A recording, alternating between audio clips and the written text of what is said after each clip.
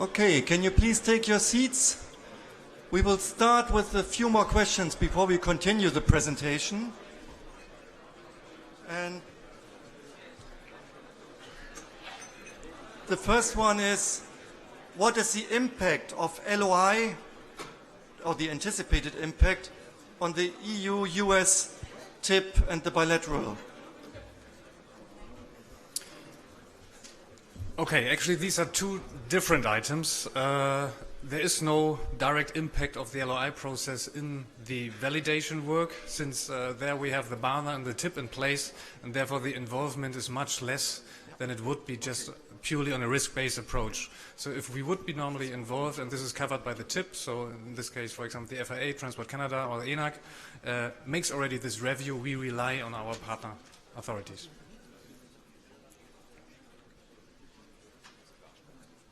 Okay, and one other question for clarification. Does LOI apply to major repair approvals? The answer is clearly yes there. LOI applies to all the approvals that we have in Part 21. The issue then is that we need to find a proportionate measure to apply them. But LOI applies from the full TC to major changes, major repairs, minor repairs, STCs, ETSOA.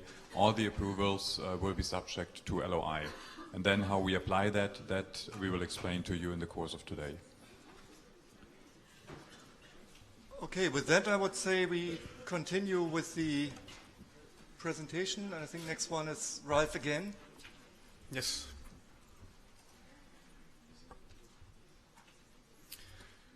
Okay, so next step is the LOI in projects applied for by DOA holders.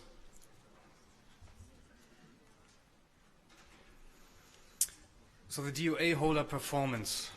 There I got actually another question about 3 or 4 criteria.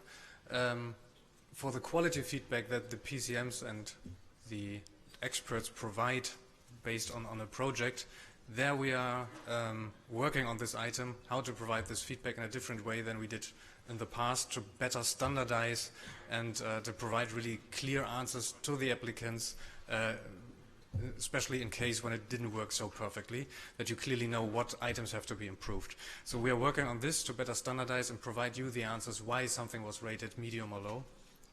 But actually the dashboard in itself will keep these 3 categories, so low or unknown, medium or high. The expected performance based on past experience is coming from the dashboard as a starting point. So this is what is shared in the yearly meeting with you. And as available, this will be per discipline level. So probably you know, for an EASA panel, we have several disciplines, which makes sense. If you see our panel 4 for hydromechanical systems, we have landing gear, we have flight controls, which are 2 completely different items. So it makes sense to have their different performance established. Maybe for smaller organizations, we have it only on organizational level, but normally at least at panel today. And nevertheless, we can deviate from that. So this is a starting point which you use in your proposal. But if we see during our formalization phase, for example, that for whatever reason the performance is much better, we can decrease our involvement. Or if it's much worse than expected, we can increase our involvement. So there is flexibility inside. However, the dashboard is the starting point, and the majority of cases the one which counts. Now we see 2 different examples. In the dashboard we have this blue line at the top, and there you can click really on the different panels that are applicable to your design organization. And for this, which panel you choose, this red square will change. So you have really a performance per technical domain, which is the feedback from the experts and PCMs who worked on your project.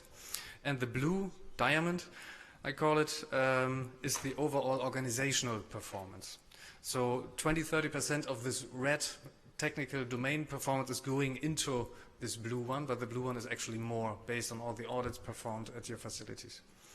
And if you see this red dotted line, this means that not enough information is there. You know, statistics starts with 6, so that's why at 7 inputs there is no red dotted line anymore. If there's less than 7, you get an increasing red dotted line. If there's only one feedback, you have a wide band, and then you know, okay, that's not very reliable, but nevertheless the starting point.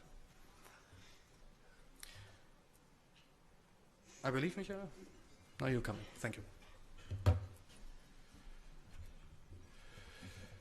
So, as you've heard, the baseline for that information in the DOA dashboard is the information that is fed back after each project from the PCMs and experts when they use their technical visa and their statement of satisfaction. Actually, what you see here on the bottom of the page is we are working at the moment internally to improve that feedback, to also make that feedback in a more standardized manner. So there will be some changes coming up for our PCMs and experts in order to improve the assessment of your performance, which then will fed the LOI determination.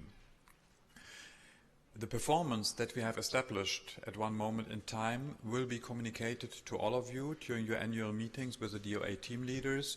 So you all of you will have a static picture of your performance at one point in time. That's also why Ralf mentioned that the dashboard is only the starting point.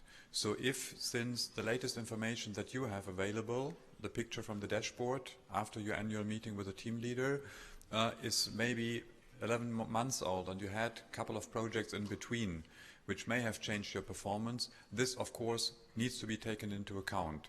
So starting from the dot in the dashboard, the actual performance for your next project can increase or decrease.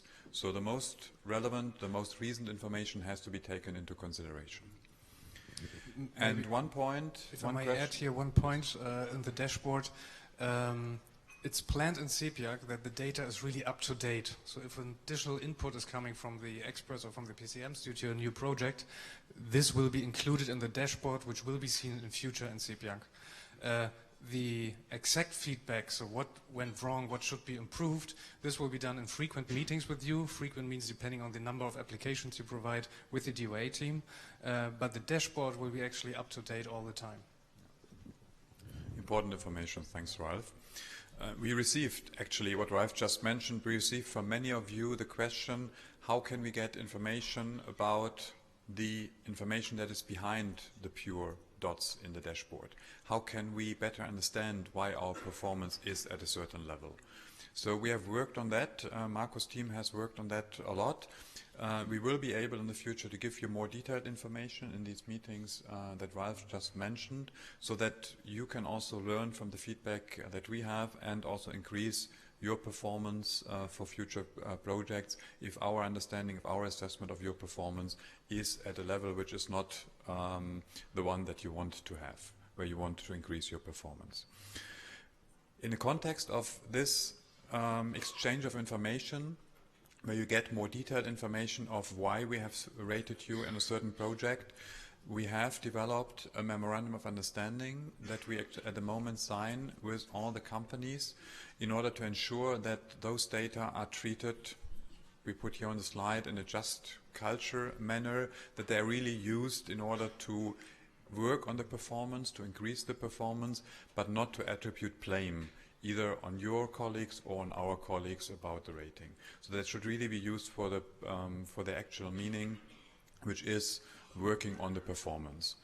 Markus by heart, you will explain tomorrow more about the MOU. How many of them have been signed already? Currently around 40 have been signed, but I will explain a little bit more tomorrow morning, yeah.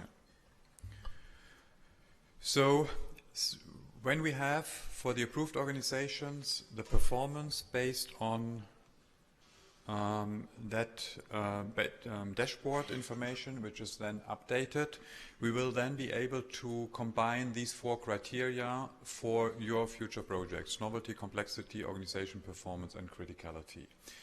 And that is actually, in the current guidance material, the matrix that we are proposing.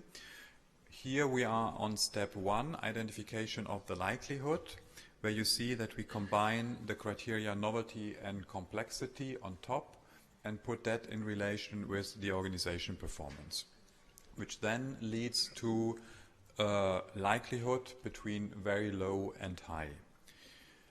And this is then put into relation with the criticality. On a general level, we just have critical and non-critical, as explained by Ralph. Putting in relation with the likelihood from very low to high will then lead to these risk classes that I had mentioned before, so between risk class 1 and 4. In the comments that we had received on the consultation of this matrix or matrices in January, there were a lot of discussions on the correctness of these risk classes in the various combination of the criteria. They have changed from the January version slightly. That is the most up-to-date version that we will put in the AMCN guidance material, which you are going to see in a couple of days. So this is our proposal for the combination of these 4 criteria, how they will lead into these 4 risk classes. One slightly related element to level of involvement, a question that we also receive regularly is, what consequences does it have for my design assurance system? Do I need to apply for a significant change to the design organization system under 21A247? So we have looked into that question, and we consider that if we are talking about a TC and STC holder, that by default, or as a baseline, if you introduce then in your design assurance system the level of involvement, you change the procedures in order to make your risk assessment, to explain how you make your risk assessments, how you will make the LOI proposal.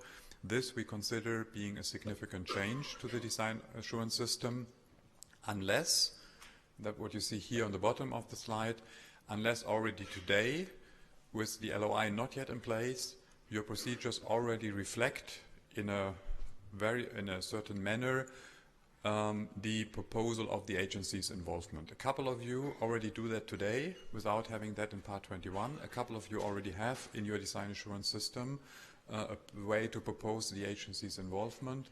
If you have that, then we consider that not being a significant change, so you don't need to apply under 247.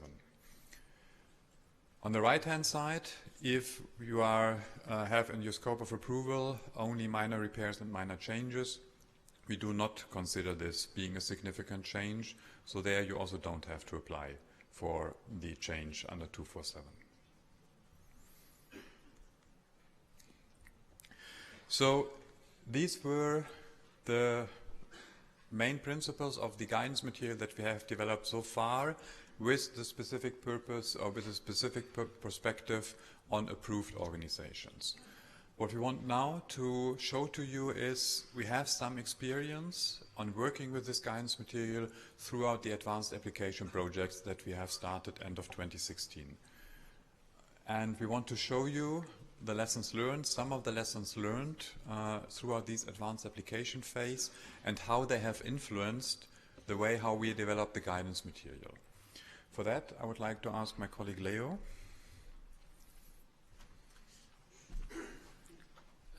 Good morning, everybody. Okay. Yeah, given the importance of this new LOI concept and considering also the impact that this will have on the future certification process, the agency, in coordination with the ESD, decided to launch an advanced application, a trial phase. And the goal of this trial phase was to challenge and to test the guidance material which has already been developed so far. Essentially what we are testing is the certification memo on LOI. And the goal is to identify which are the areas to be improved and possibly to collect also some proposal for improvement of these areas. But we are also interested to collect positive feedback on those areas of this guidance material which already proved to be mature enough. As a second goal, but still important for us, we wanted to use this opportunity to familiarize with the new guidance and to train our PCM and expert, but also to allow to the industry to train their experts and to familiarize with this guidance. The industry also has a good opportunity, which is quite unique, to work on a flexible environment, making proposal for improvement of guidance which is not yet approved, so we have the possibility to change it, to adapt it, to trigger it where we believe and we agree it is necessary. So far we started in 2016 with 10 DOAs. So far we have 13 DOAs. We have reached a good level of representation of the industry because we have large airplane manufacturers, helicopter manufacturers, some DOAs working in general aviation, STC holders, and also engine manufacturer. However, we are open to receive other requests for joining this advanced application, and I will explain a little bit how it will work. However, for this DOA already volunteering, we have appointed one focal person. This focal person is a focal for both, for the industry and for the agency. And this focal person works in, we have established a working group to share this experience collected during the advanced application, and to ensure that also on our side we have the same level of understanding of this guidance, and we are applying this guidance in an harmonized way. On top of this, also on the industry side, there is a working group sharing the experience and the outcomes of this advanced application, and the close of the loop is performed by a working group, an LOI steering group, working group, which is in which the agency and the industry works together, and then we can compare our experience and we can improve, we can take decision on improvement of the guidance where necessary. So the last bullet of this slide, we are inviting also other DOAs to join this advanced application phase. If you are interested, I can tell you in a few words how it will work. We will organize a kick-off meeting with the interested DOA, and during this kick-off meeting we will explain which are the main ground rules. Not too many, but a few rules are necessary to ensure that this experience is effective. Then basically we can start, and the DOA is free to select the projects which are more suitable to start with advanced application. It's not necessary to work on the new LOI concept for each and any new certification project. So there is also a flexibility for the DOAs to start smoothly. But for sure there will be a benefit, because also within the DOA you will familiarize with the new guidance material, with the new process, and we have seen that this is quite helpful. Then lesson learned. We have learned many lessons during this 1 year of advanced application, and in the next slides we will go through some detail of this lesson learned. However, we have improved a lot the material that we published in the beginning. This advanced application has also triggered many discussions within the agency, because we have involved our experts and PCM into this advanced application phase, and this was also an opportunity for us to consider this input from our expert and PCM to change and improve the guidance.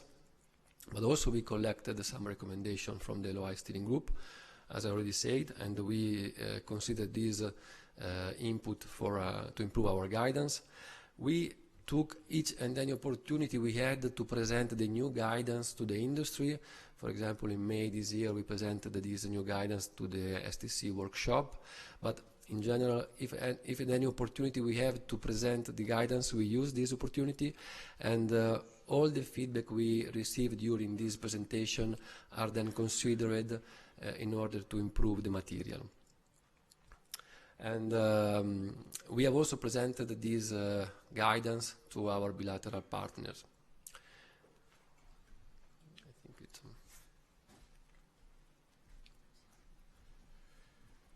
So we wanted to show you some of the lessons learned, and this anticipated already, I think it's in the meantime the most popular question that we received via Slido, but we have not yet answered to that because we wanted to present it to you. So one of the things that we have seen very early in the process is we need to apply more proportionality in the guidance material in respect to minor changes and minor repairs. And if you compare that to the guidance that you have seen so far in respect of, for example, STCs or TC projects or major changes, a couple of things that you see on the left-hand side are unchanged, but the proportionality aspects are included, what you see on the right-hand side. Most important probably is that as an applicant you do not need to propose level of involvement. That alleviates a lot of the burden from you. The agency is going to determine the level of involvement and notify the level of involvement based on the application received, based on the cert program received from your side. Second point is there's no obligation to break down the certification program into compliance demonstration items. If you want to do that, you voluntarily can do that, but you are not obliged to do that. You can basically have one CDI, which is the full project, and then make the risk assessment at the level of the project. And then there's also, we developed a simplified risk matrix with only 3 risk classes, very similar to the one that we are going to show you in a couple of minutes when we talk about non-approved organizations. So 3 ways where in the guidance material we try to bring a bit of a more proportionate approach when we are discussing minor repairs and minor changes. The second element is general aviation. Also there, from the beginning, we received feedback that we have to apply a difference whether we're talking about a large transport airplane or about a general aviation aircraft. From the beginning, we had in the certification memo, in that guidance material, a sentence that we believe that the different criteria and the different examples that we provide for the assessment of novelty, complexity, criticality are suitable to include a proportionate approach for GA.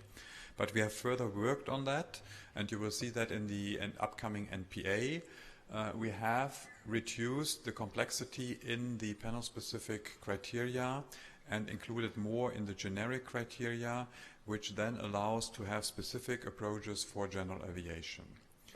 And probably the most important one is the last one. You will not find that in the AMC guidance material. You will not find that in the NPA. We're going to publish that outside of that on our website. My GA colleagues have developed, let me call it a template risk assessment.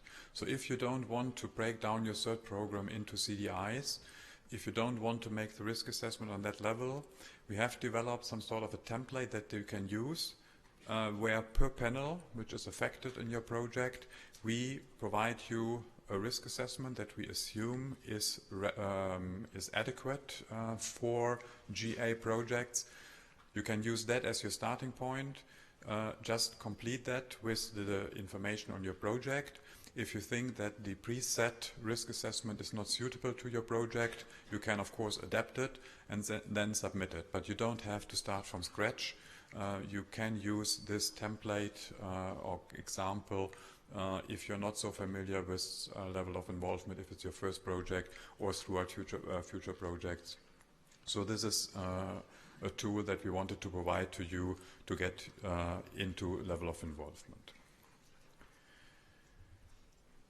The third big element, big comment that we very often hear, and we have already heard it this morning, actually the guidance material is perceived to be too complex. The CM has something like 78 pages. The administrative burden that we create by requesting an LOI proposal, by requesting a risk assessment, that is too heavy. Please can you work on that in your guidance material? So we have taken these concerns serious, and we have worked on a couple of elements. Probably we are not yet at the end of that. If you have further proposals, we are very open to that. But one important element is that in Part 21 there's an obligation for everybody to propose level of involvement and also to justify the risk assessment. What you will see in the guidance material is that we will refrain from that. You don't have to do that in case the risk assessment is obvious or the assessment of the criteria whether something is novel or not is obvious. Then we do not require from you a justification why it's novel.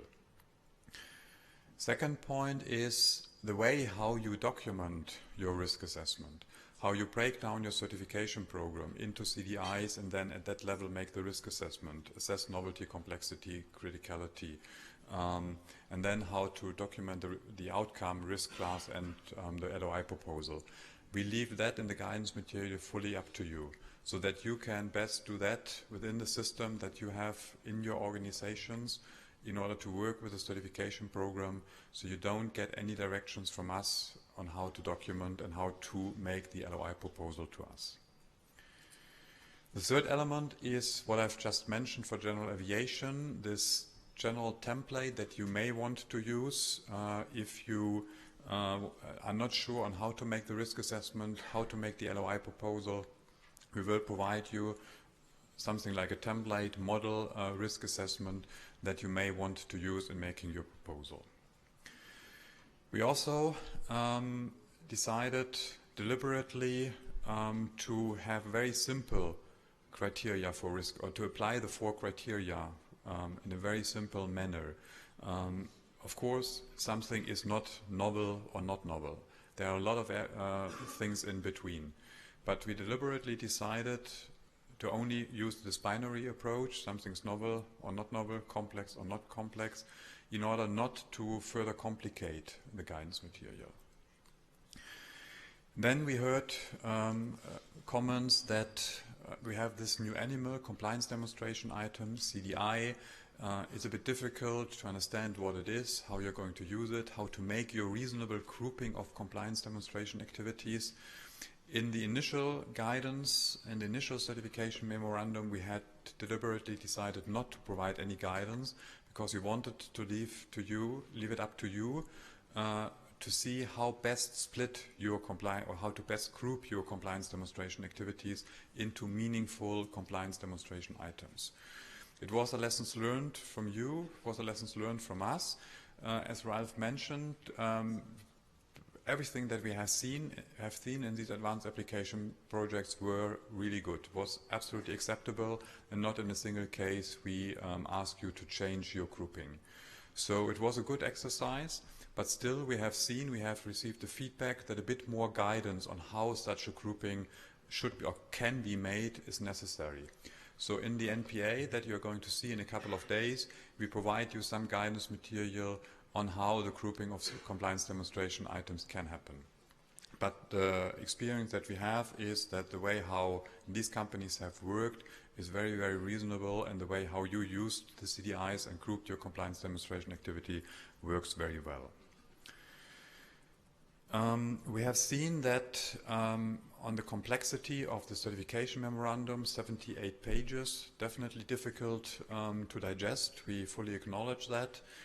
But actually what you will work with is probably 10-12 pages. So the generic guidance on the generic criteria plus 2 to 4 pages panel-specific examples.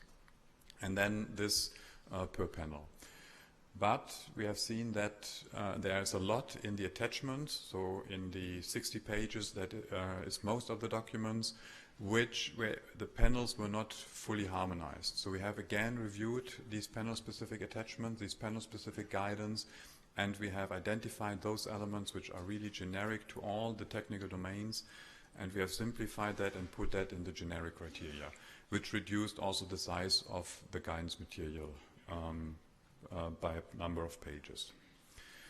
But still, and that's my last point, also an experience learned during the advanced application phase, when we started the first project with the volunteering companies, it was always difficult. It's a new thing. You have to adapt your procedures, you have to adapt the way you're working, you have to train your staff members, and the same on our side. Also, we are in a constant process of training our PCMs and experts. So the first project in most of the cases was a bit difficult. definitely an increase in workload, slight increase in workload. But what we have also seen is that the following projects went much easier. So after some sort of a familiarization with the new concept, the workload is back to normal, and you will see some statistics in a minute, even reduced slightly in most of the projects. And also very important lessons learned for us, and we are happy that we had the chance to have these projects, to run these projects with you. On the next slide, I have a couple of other topics that I just want to briefly mention. So the process, as we have established it, it may be perceived as being difficult, but it works. So throughout the projects, we had very, very few problems. We saw that there are no significant delays in the projects because of this additional step, LOI proposal. The risk classes are partly reduced to meet better expectations. So I mentioned in one of my previous slides when we looked at the matrix that if you compare the January version of the guidance to today's version of the guidance that you will see in the NPA, the risk classes have been adapted based on the lessons learned in the advanced application projects, based on the comments that we received in the consultation. So there's a slight decrease of the risk classes in that matrix. The administrative burdens, or some of the admin burdens, are identified. As I mentioned, we are still working on them, and if you see something, we are very happy to receive your feedback. We can further work on that while we are still working on the guidance material. The complexity of the guidance material, especially this huge CM, as I mentioned, has been a bit reduced, but still we also receive comments that more guidance is necessary sometimes. So we always have to balance that. Then, especially on the aspect of CDI, as I mentioned a minute ago, we have decided to give additional guidance. We saw in a couple of projects that the certification program, the breakdown of the certification program into the CDIs was not always complete. So not all the CS provisions have been reflected in the risk assessment. So on some occasion there was a step missing. So what we have, how we have reacted to that is that we put an additional sentence in the guidance material in order to force you to reflect, do I have included everything from the cert program into my risk assessment, or have I, when doing the grouping of the CDIs, have I missed a certain element? So please be aware of that when you make that risk assessment. We saw that more than once. We also saw that we need to develop additional guidance to reflect the repetitiveness of compliance demonstration items, and also to create alleviations for derivative projects where the pure risk assessment, as it is proposed in the guidance material, leads to a too high involvement. So in the next version of the guidance material, you will also see that this will be reflected. And an important comment that we received, especially from the LOI steering group, that we definitely need a transition phase, even if the rule is being adopted by the European Commission. It's only known then, at that moment, by you. You can start preparing yourself on the basis of the proposal, of the opinion, but some things have changed. On LOI, not so much, probably nothing. You can definitely use this version to start preparing yourself. But once the rule is in force, we need a couple of months as a transition phase to allow you to adapt your procedures, to train your people. So we will propose to the European Commission a transition period of probably 9 months between the entry into force and the applicability. And one of my last slides for today, we definitely need also more training, more explanation on the things, on this LOI, and we will propose something for next year where we also will work closer with you in order to make or to better explain the concept of level of involvement. Some statistics from this advanced application phase. We assessed a couple of weeks ago the first 30 projects that were run under the advanced application, and in these 30 projects we talk about 313 CDIs. which says that gives you an indication that approximately we were dealing with 10 CDIs per project. So the grouping was done so that the applicant did 10 risk assessments per project. But we also saw that the grouping was done differently by different companies.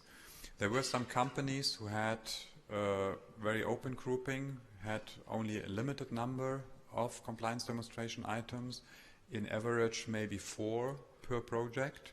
But there are also companies who basically did per means of compliance a risk assessment. And in such a project, if it's a minor change or a major change, in these projects there were an average of 35 risk assessments, 35 CDIs, and consequently 35 risk assessment. So you can also play a little bit with the grouping that you are doing, as long as it's meaningful, in order to see how many risk assessments are you doing. Based on that, we have assessed the 3 out of the 4 criteria. How many of these CDIs had been assessed or rated as novel or not novel, critical or not critical? And what you can see here on the slide is that the majority of the assessment of these criteria of these 313 CDIs had been not novel, not complex, not critical. So between 67 and 83%. And last one, looking at the risk classes out of these 313 CDIs, actually 63% of the CDIs led to risk class 1, meaning no further involvement.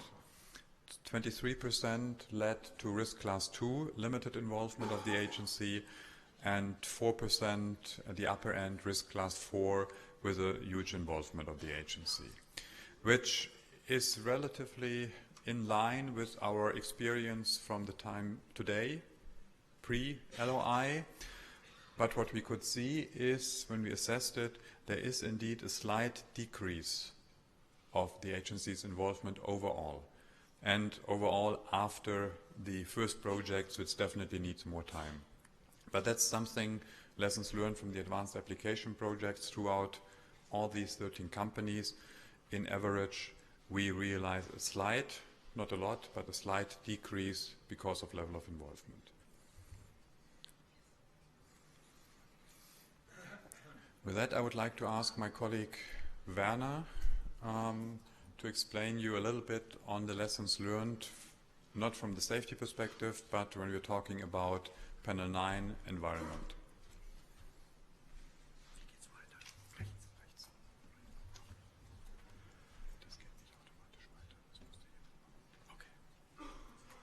Good morning, everybody.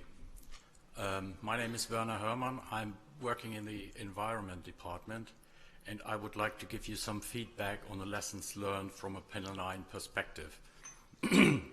By the way, Panel 9 relates to aircraft noise, fuel venting, and engine emissions. So right from the beginning, we were not imagining that we could subsumize the environmental certification in the same scheme as the safety-related aspects, because they have quite a bit different tune. But finally, after so many revisions, discussions, and improvements of the generic concept of LOI, we are quite happy now that we are fully integrated there, and the concept of the 3-step approach, as my colleagues Michael and Ralph explained, would work for the environmental certification as well. So you have to bear in mind, however, that you have to approach the criteria with a slightly different mindset. So I really like to convey the message that you have a look into the attachment, specific attachment of the third memo in attachment 9, when you make your determination of the risk classes for the environmental certification for the panel line activities. So I've just given a few examples out of there on the criteria. So the novelty criteria not only relates to the design, but also, and most relevant, it relates to procedures and how you apply your analysis, how you make corrections, whether these procedures have been used in the past or not. The same is true for the complexity criteria. So it's not only the complexity of the product or the product design, it's also the complexity of your procedures you are using. So ICAO Annex 16 mentions a lot of procedures which are already complex, but in most of the projects you are using different procedures or equivalent procedures which may be even more complex, such as family plan methodologies. So the risk for the environmental domain is mainly that we might, that we don't have exactly the same number certified as if we would have involved in the project. So from this perspective, I think you have to look at for the environment from the severity perspective in terms of what could have an impact. Could be potential sales numbers, it could be the operations, but also to maintain a level playing field in terms of in terms of landing fees, for example.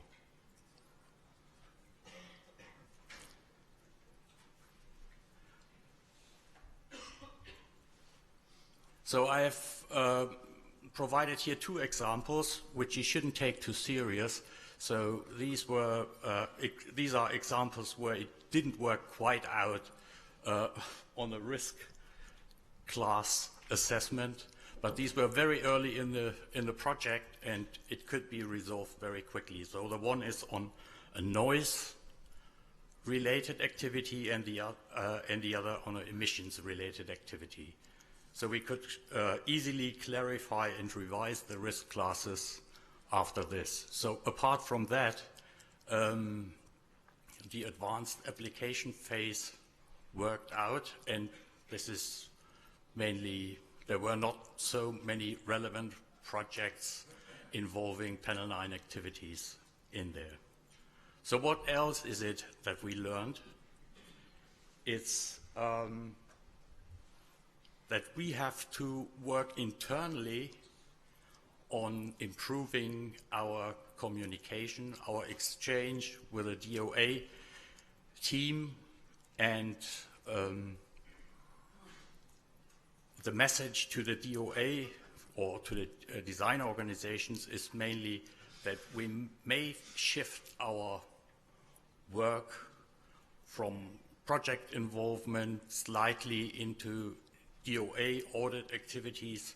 So even if you may find a low risk class for the environment, it may be that you've been asked by DOA team leaders or even by experts being involved in DOA audits, or maybe we have in the future dedicated audits to the environment.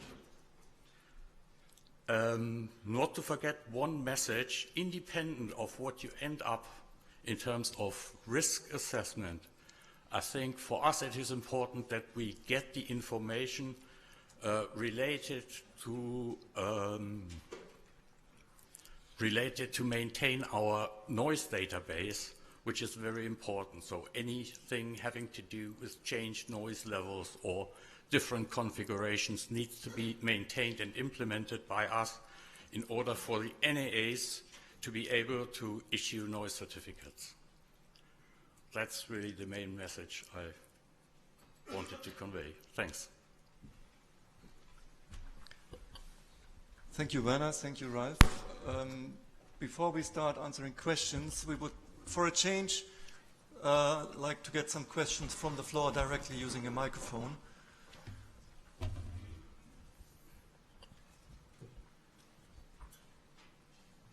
So we're all so shy today, huh? We have Slido. Yeah, all that.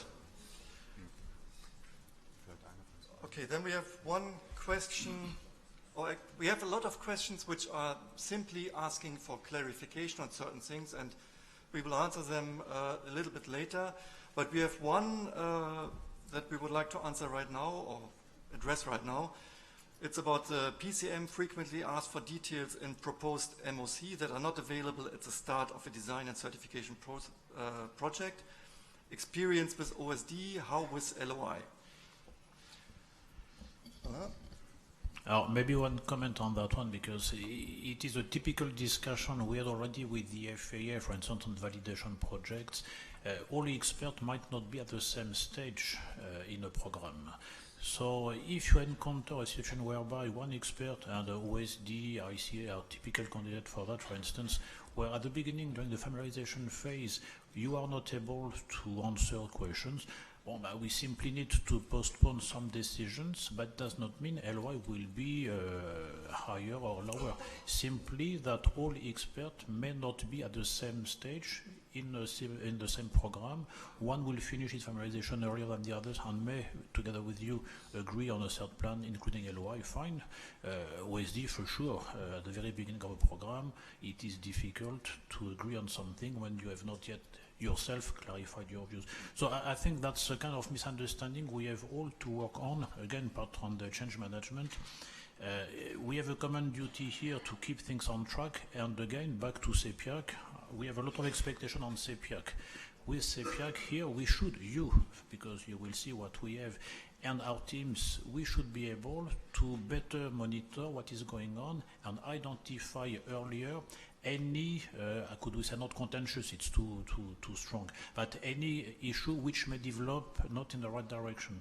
So let's see how we will use CEPIAC for your and our benefit to be really more efficient commonly. But OSD, ICA and some others, typically, yes, at the beginning, if you wait for the OSD panels to tell you what they think about it, LOI will be defined very, very, very late in the process, and that would be a pity. And that's not what we want at all. So if you have any similar experience, let us know, and we will fix it together with you. Okay, then we have a question from the floor. And can you please indicate your name and company? Thank you. My name is John Monkton. I'm from Qantas Airways in Australia. So my question is, during the LOI project phase, could you provide us feedback specifically on the agency's LOI with minor projects?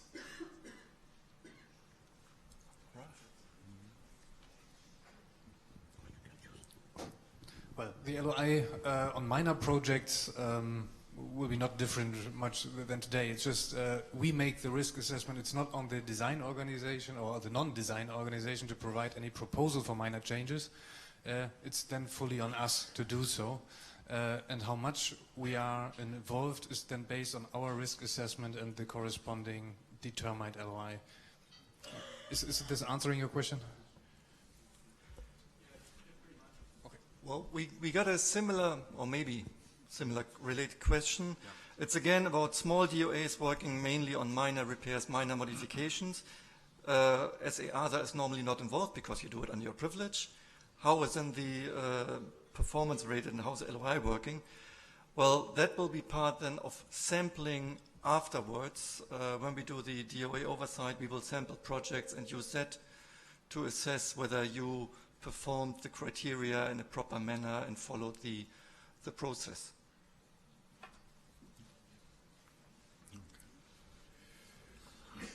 Other questions from the floor?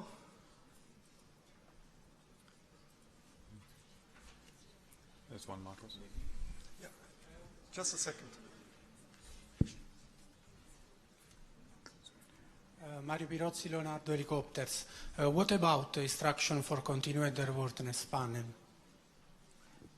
I see. Okay, we have no attachment for the ICA in the cert memo for the reason that it's mostly part of another panel activity. So whatever technical domain you take, instruction for continued airworthiness is a sub-part of it. You know that instruction for continued airworthiness is divided in different chapters, and there is a different LOI already included into Part 21. You know that the ALS is under approval of EASA, so this means that it's already assigned the level of involvement. And we would like also to understand what about the rest of the contents of instruction for continued airworthiness. Thank you. This is true, and we have actually written in the AMC, which will be published now in a few weeks, and in the cert memo as well, there are exceptions like the airworthiness limitation sheets and the flight manuals, which are automatically on such a high risk that we say, okay, there's always an involvement from our side. These are EASA approved documents, and therefore there's always an involvement. For the lower parts, maybe we can ask this to our ICA experts. I'm not the expert in this domain in all the details. We will not be involved in any illustrated parts catalogs or something, so this will not change in this aspect. Maybe one additional comment here, because it is a topic we are working on with ASD in various working groups. Introduction of DOA in a number of activities is a bit complex, let's say. I'm looking at my ASD colleagues on the first row here. You can confirm, I'm pretty sure. So, having said so, we want really to introduce DOA in more domains than what we have today. I will not mention which one because it is still subject to discussion, but you all know what we're talking about, in particular for ICA. MRB is on the list, for instance, and so forth. But it is not because we have EASA approval of a document that we have 100% involvement. So again, back to what we discussed, if we approve the ALS, does not mean we will check 100% of the compliance demonstration. So LOI, de facto, has to apply. And that's what we are really struggling internally to implement. It is part of our change management culture, because for sure we have various approaches to the work, and here we need to standardize, clearly. It is valid for ICA, it is valid for environmental protection with different approaches until recently. We are converging in those domains. It is also true to some extent with OSD, because it's a new domain which we still need to work on. But the line of conduct, this strategy is very clear. The DOA, let's summarize, is the future.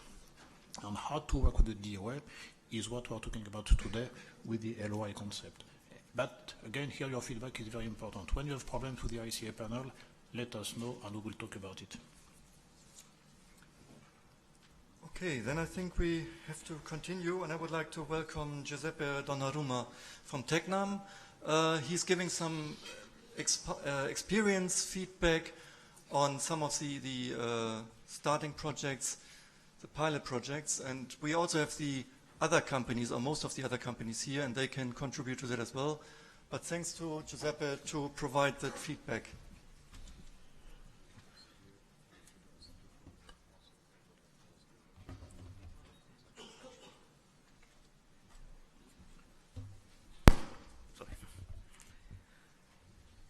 Good morning. My name is Giuseppe Donnarumma. I work in TECNAM, which is a general aviation company, and I'm here to present you our experience with this new LOI concept.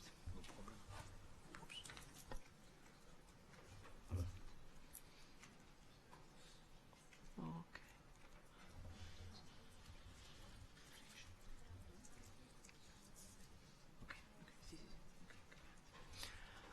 So, first of all, let's have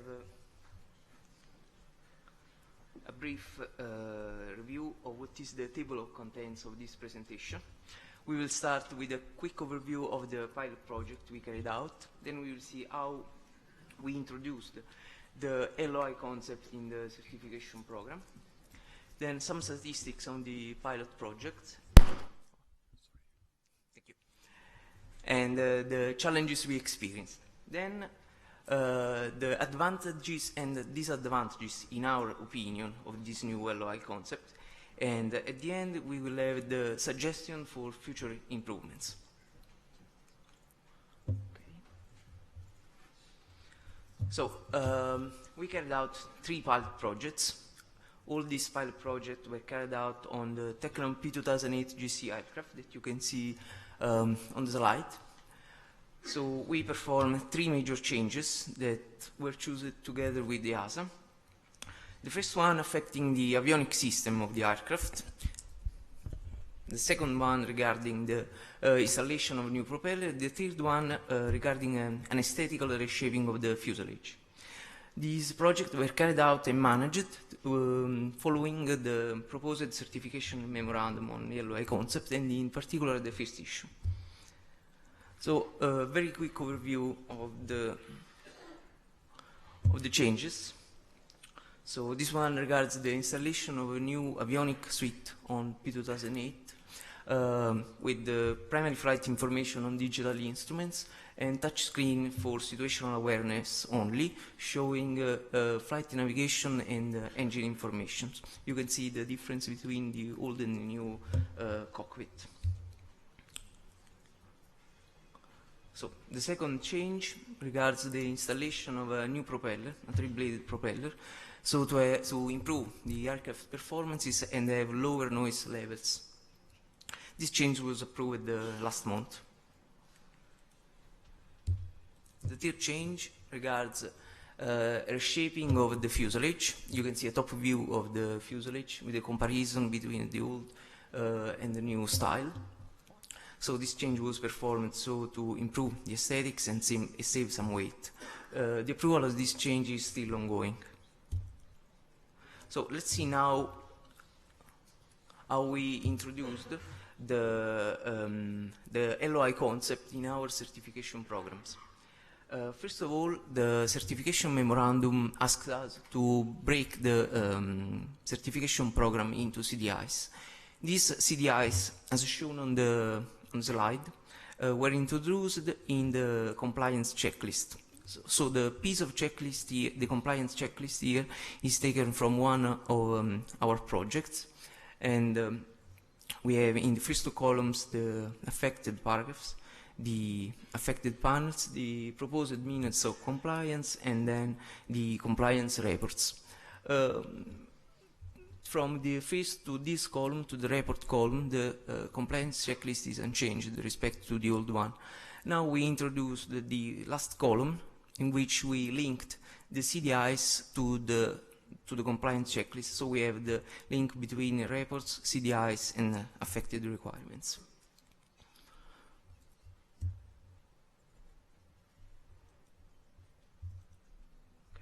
So, as said for the slide before, the certification program is broken into CDIs. We identify each CDI in the certification program, as shown on the slide. So we have a table in which each CDI has an identification number, a title, a list of affected panels, primary and secondary, the affected requirements from the compliance checklist, and then we have the approach box. In this box, we just explain what aspects of the project are addressed in this CDI, what are the proposed means of compliance, and maybe some additional notes regarding the parts of the compliance that are addressed in other CDIs. Okay. So once the CDIs are defined, we perform for each of them the risk assessment. The risk class determination, as said in the presentations before, is defined as the combination of severity and likelihood of non-compliance. So we started from the classification of the likelihood, which is reported in the upper table, in which we combined the novelty, complexity, and past DOA performances, so to obtain the likelihood classification, which in this case is low for this CDI. As a guidance material for the classification of novelty and complexity, we used the attachment to the proposed certification memorandum, while the DOA performances were taken from the DOA dashboard.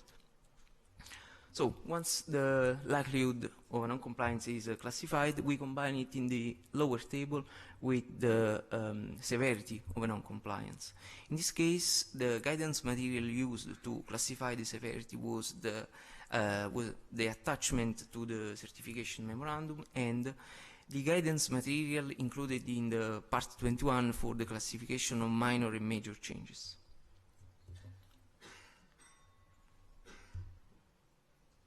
Okay, just a note for this CDI, which is the same of the slide before, we had the risk class 2. So once the risk class is determined, we proposed the level of involvement for each of the compliance data related to each CDI. So we have for the same CDI of the slide before this table, in which we have a list of reports, the applicable requirements, the affected panels, proposed means of compliance, additional revision, and this is the old table we use to propose the level of involvement. At this time, for this project, we added the two last columns, in which we propose EASA to review or not the reports, and to witness or not to some tests. The proposal, in this case, was made following the guidance material attached to the certification memorandum. In fact, this CDI has a risk class 2, so we proposed a low number of reports to be retained by EASA and not to witness to any tests. Then some statistics on these projects. So, as I said, we have three pilot projects. The first one, regarding the installation of new avionics, has a total of 6 CDIs. Of these CDIs, we classified 3 with risk class 1, 2 with risk class 2, and only 1 with risk class 3. For the propeller change, the one which is already approved, we have a total of 5 CDIs, and they were all classified to have a risk class 1. The last change regarding the fuselage, even if the certification program is not approved, we reported these statistics, but it may change in the future. We have 2 CDIs, and we propose to classify it as risk class 1, both of them. So let's see now what challenges we experienced with these pilot projects. So, first of all, we had to define what a CDI is, which is not very simple. Being a CDI, maybe it is linked to several panels, several means of compliance, several topics in general. So, we tried to reflect in the CDIs of each project the structure of our panels. And when more panels were involved, the specific aspects of each panel were taken into account, giving more relevance to the primary ones. Then it happened that a CDI that at the beginning of a certification process was considered as one, like the sketch on the slide, was then later split in 2, so to have a dedicated CDI. And this one is the number 6 in this case, to assess specific aspects of the certification of the compliance demonstration that needed a more detailed assessment. We did this one for the avionic change. At the beginning we had a CDI assessing all the avionic system. Then, being the touchscreen aspect novelty for us, we decided to split it in 2, so to have a dedicated CDI for the touchscreen, assessing only touchscreens, and for this reason, we had two different risk classes for these CDIs that at the beginning were as unique. Another challenge was the management of the link between CDIs, reports, and requirement. As shown in the complex checklist I showed you a few slides ago, a report can be linked to more than a CDI and so demonstrate compliance to requirements linked to different CDIs. This is like to add one more degree of freedom to the problem of the management of the link, since before the CDI introduction, the link was only between reports and requirements, so we have one more degree of freedom now. The way we resolved this problem was to create a very, very simple database which receives in input the compliance checklist and gives us three kinds of outputs. These outputs are reported on the boxes on the slide. So on the top right box, we have the first output, which is the list of the reports linked to each CDI. The second output, the lower one, is a list of the requirements linked to each CDI. And then we have the most useful for us, which is the biggest one, in which for each report we have a list of applicable requirements linked to the affected panel, to the means of compliance, and to the CDIs. So as you can see here, the report 2008-245 has that list of requirement, and as you can see, we have two different CDIs for this report.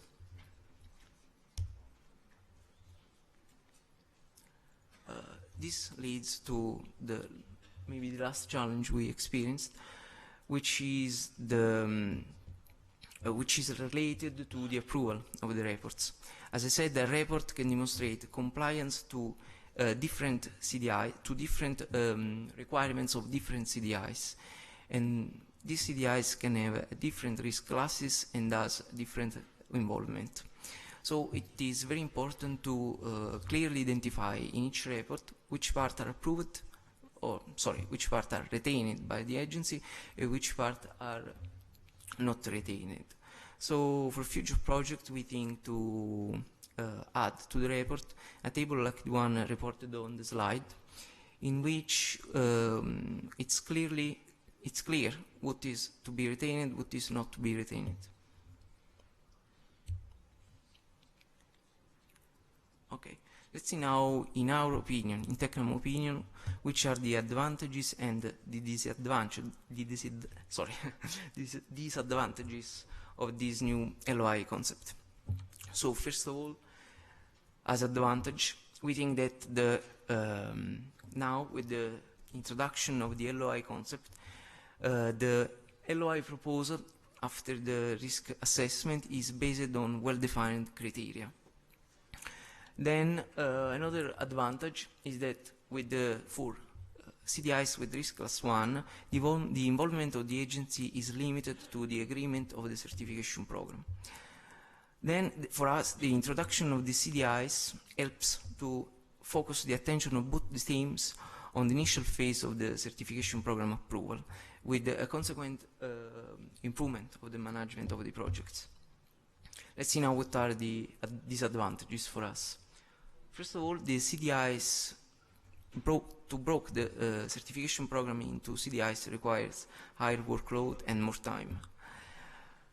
CDIs are also an additional item to be handled in case of a change or another update to the certification project. Then we need an initial effort to implement the tools, such as the database I showed you, which is a very draft version now.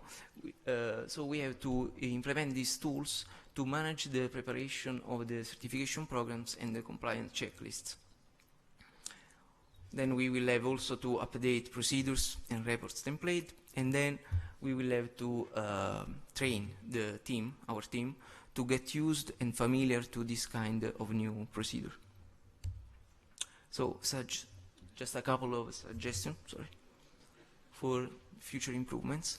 We think that a guidance material dedicated to the general aviation would be useful to propose the level of involvement of the agency. And then also useful would be the some more guidance material to help us to define the CDIs. And that's all. Thank you.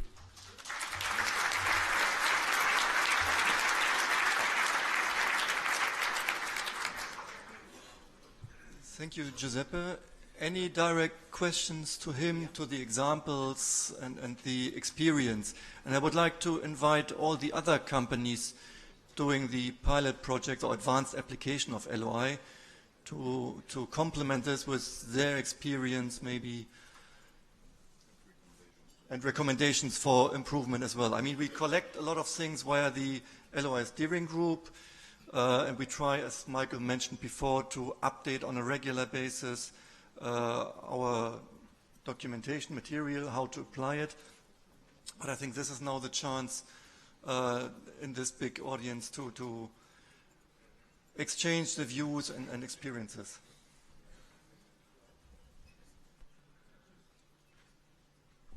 Also, if you have recommendations on the other organizations on how to prepare for the application of LOI, could be also a useful thought.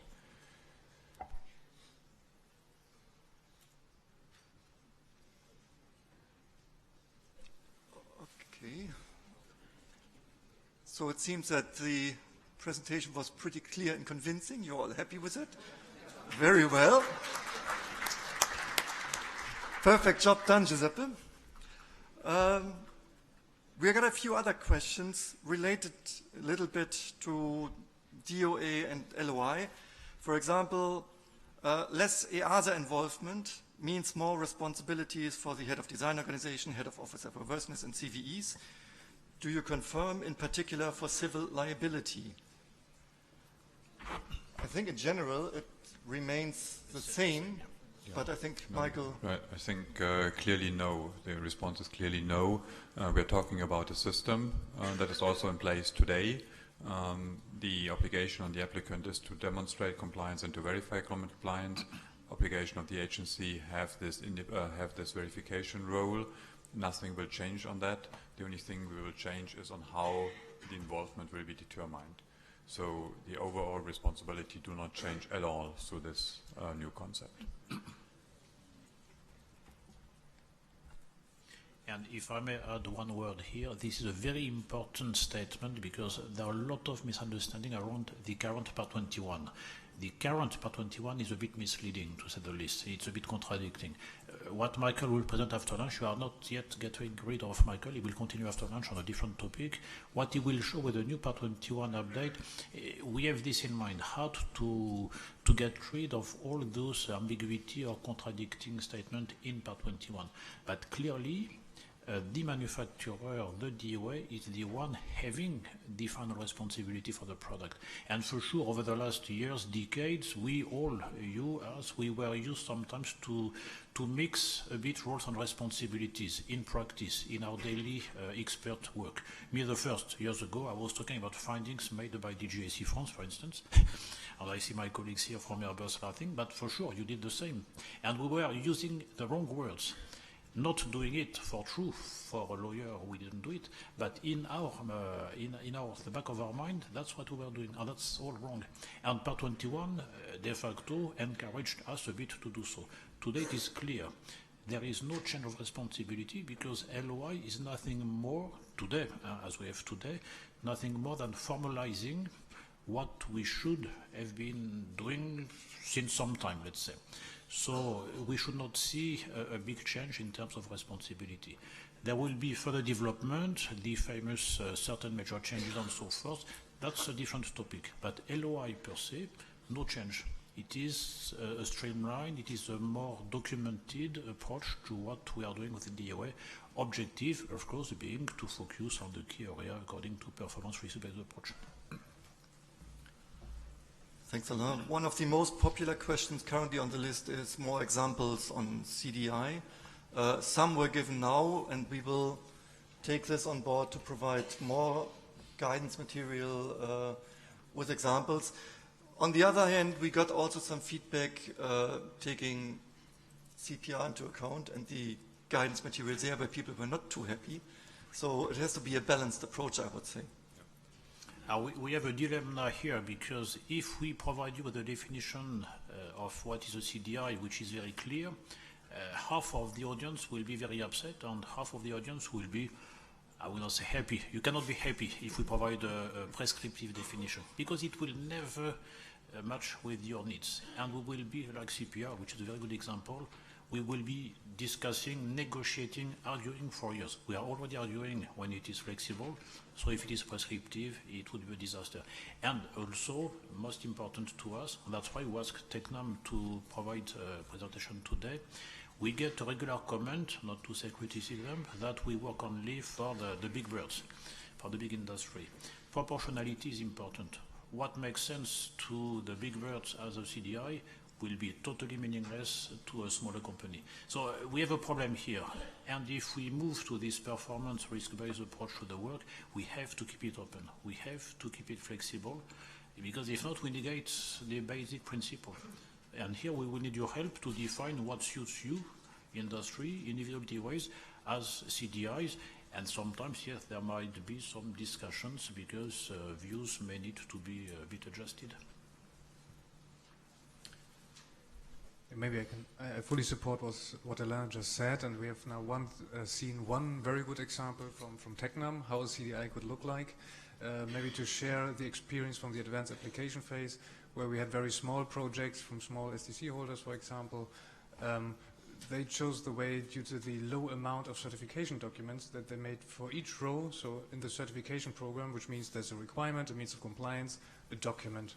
So just in this same row, they made just a risk assessment. Is this novel, complex, critical? What is our performance? And then the conclusion, retained or not retained. So this is the opposite way how you could do it. It's not practical for very huge projects, but for smaller ones, it was seen as useful as well. Is there any feedback from the other organizations who participated in the advanced application or implementation of LOI?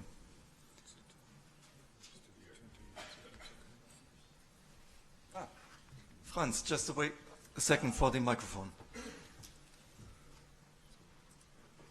I didn't see the question. Yeah, hello.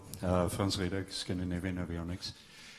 We were part of the advanced implementation.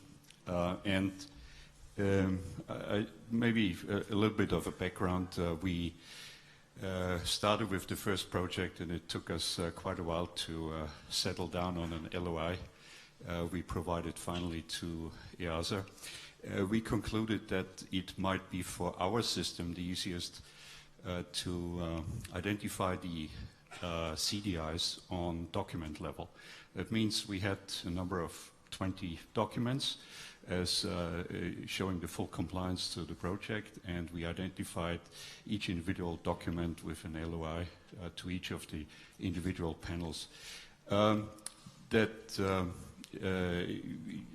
have to admit that the initial certification memo was quite extensive to read through, to individually identify how critical a certain document is for each individual panels. And you have to consider that on an average STC application, we probably have somewhere in the area between 6 and 12 panels involved, potentially involved at least. So you have to do the criteria for each of these panels for each potential document. So it took us quite a while, to give you a number, around about 4 to 6 hours to identify the first LOI for a rather large project. But that improved over time, and with having some experience on the contents of the certification memo, And yeah, one specific topic which came across us is that once you have identified the CDI on a document level, and you provide all the informations, both class 1 up to class 4 information in a single document, that it is kind of burdensome afterwards to discuss with a specialist from EASA whether it's class 2, 3 or 4, because you provide the full document.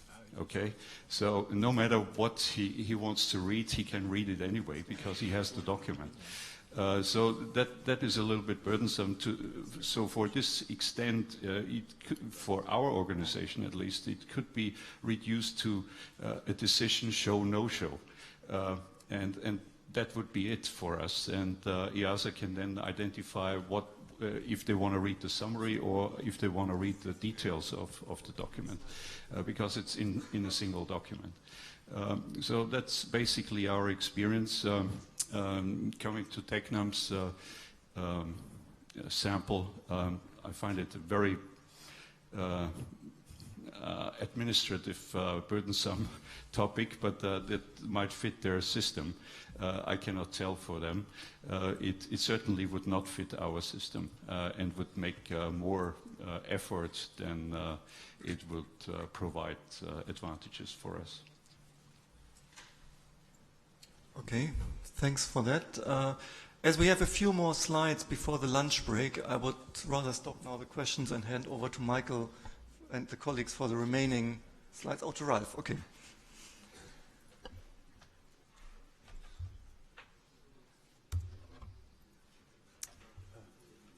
Passwort.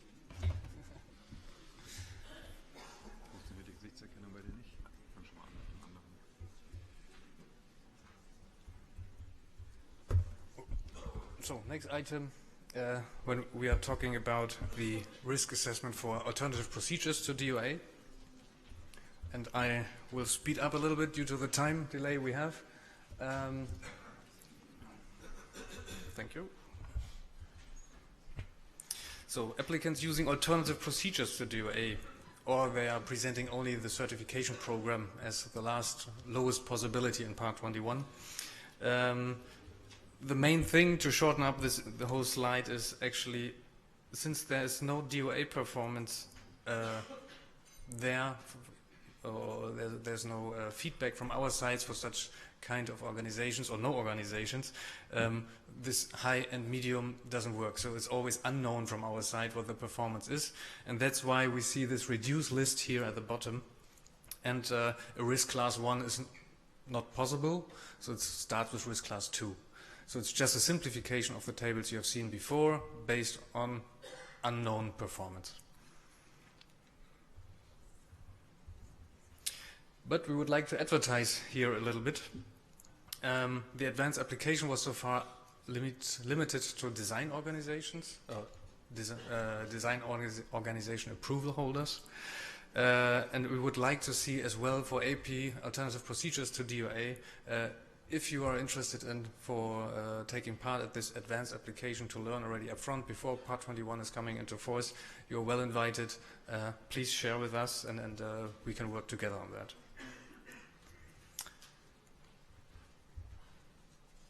I believe, Michael? No, Anne. Now it's Anne. Here you are. So, I give the microphone to Anne Seneschal. The specific aspects now for the ETSO area, and Anne Seneschal, PCM and senior expert for complex electronics hardware. Thank you. So I will talk about the risk assessment in ETSO project and the LOI definition. So an ETSO applicant has no DOA, so we wanted to put a bit of an ETSO context slide to refresh for those who are not familiar. So except for an APU, an ETSO applicant has no DOA. ETSO applicants are therefore not regularly assessed for their procedures and for their implementation. So there is no regular DOA audit, DOA oversight, which would help in assessing the performance of the applicant. This is not possible. This is done only through ETSO project. We have in part 21 a definition of the data requirement in the 21A605.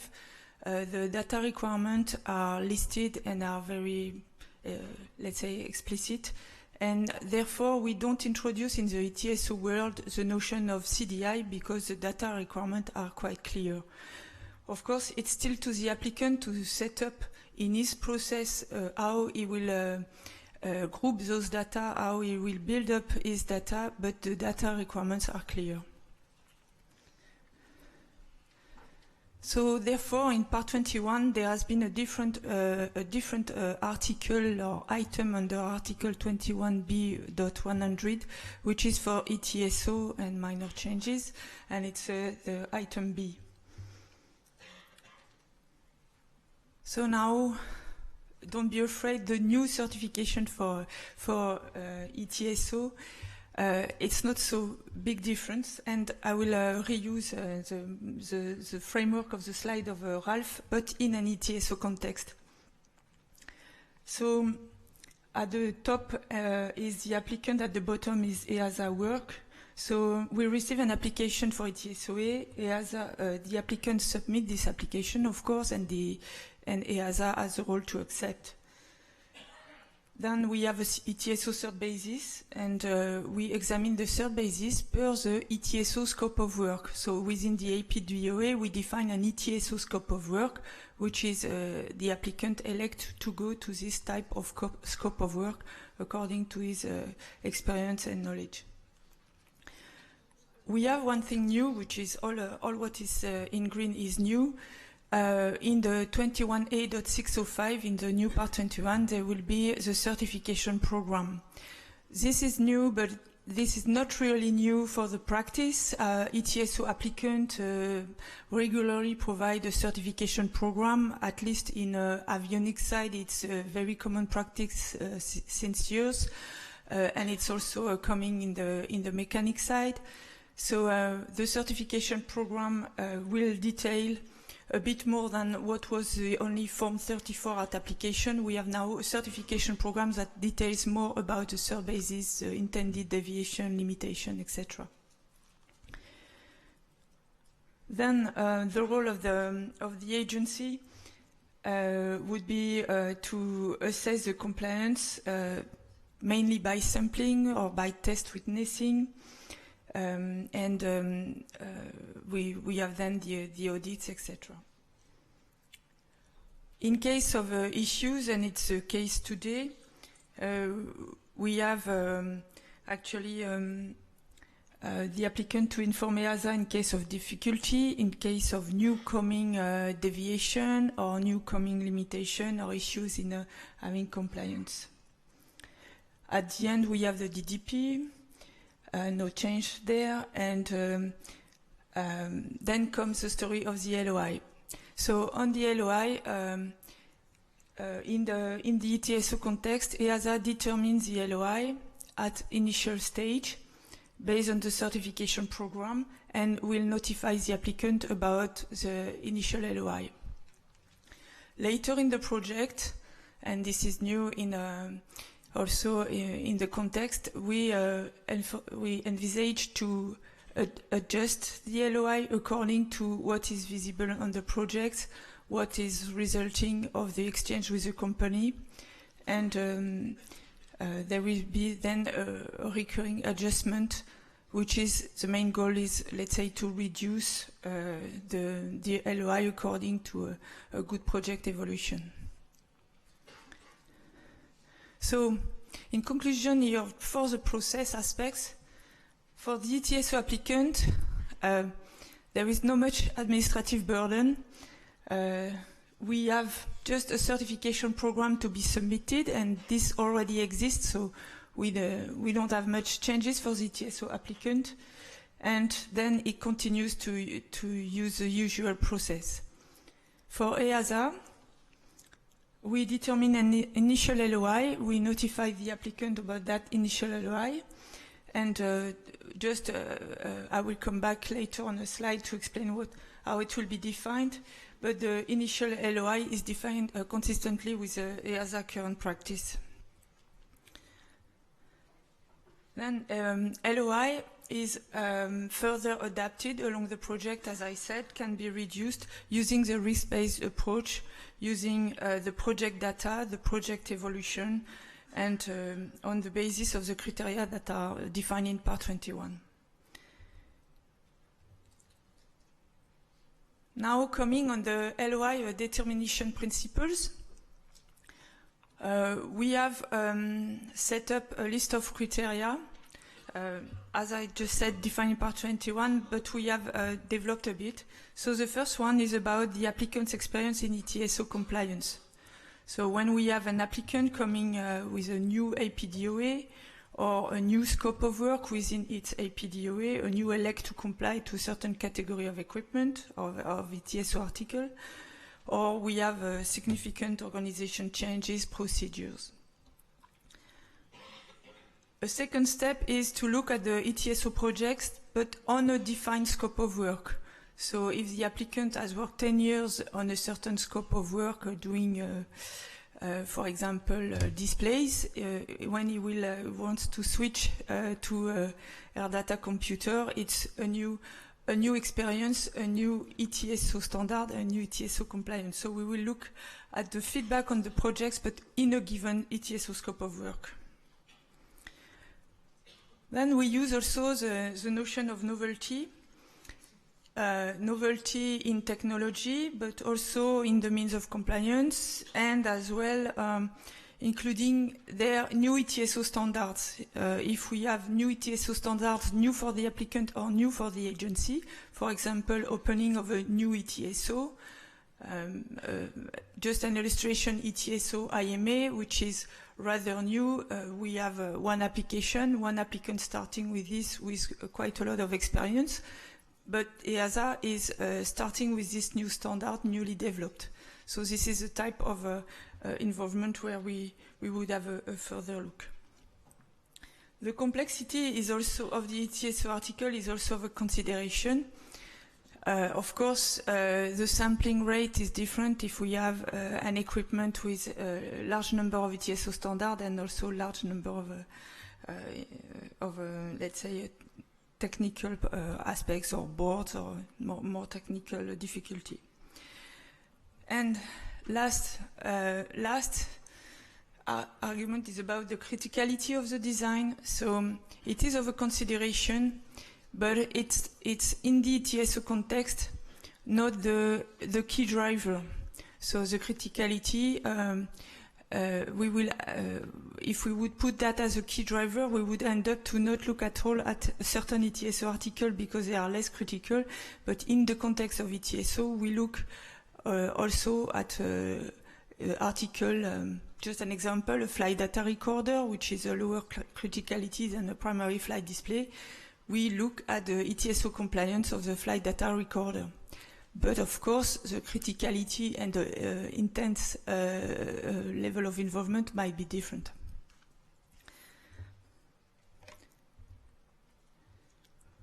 I think it was for Michael, you wanted?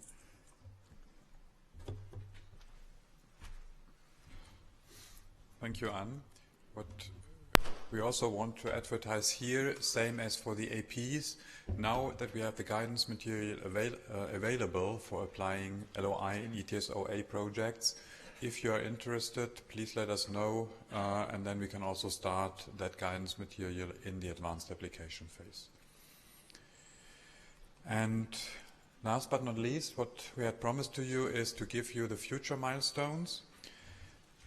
Looking at the time, and as Marcus already indicated, you will not get rid of me. I will be back after lunch. I suggest that I will give you the details about the milestones after lunch in my presentation, because it also relates to the rest of the proposal that we have made to Part 21, just to indicate to you that I don't expect the LOI changes and the other changes to Part 21 to enter into force before the end of next year. So we still have at least 1 year to prepare ourselves, and then we may also have a transition phase.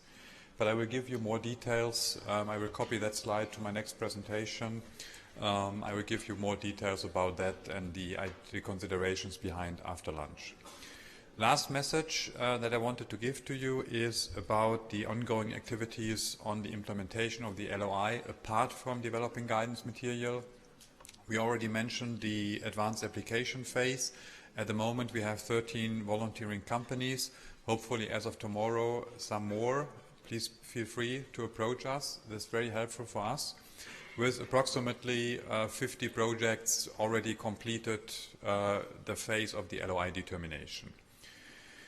We are already in a process of training our colleagues, so you can expect that the PCMs and experts that you are facing are trained on the new concept.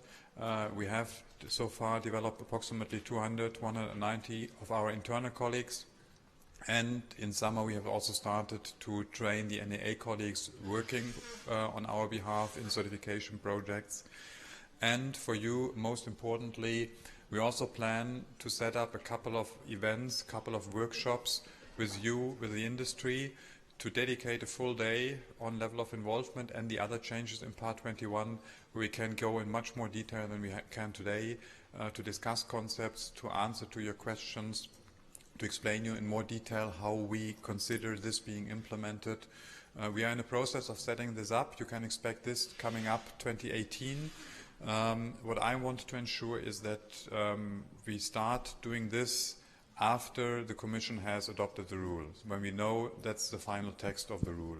And then we will come out with the proposals on setting up a couple of workshops throughout 2018, maybe beginning 2019, with you to explain a little bit more, discuss more level of involvement and the other changes.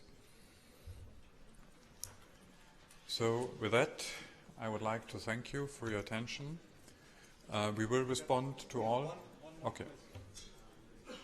One more question before the lunch break that was raised via the Slido.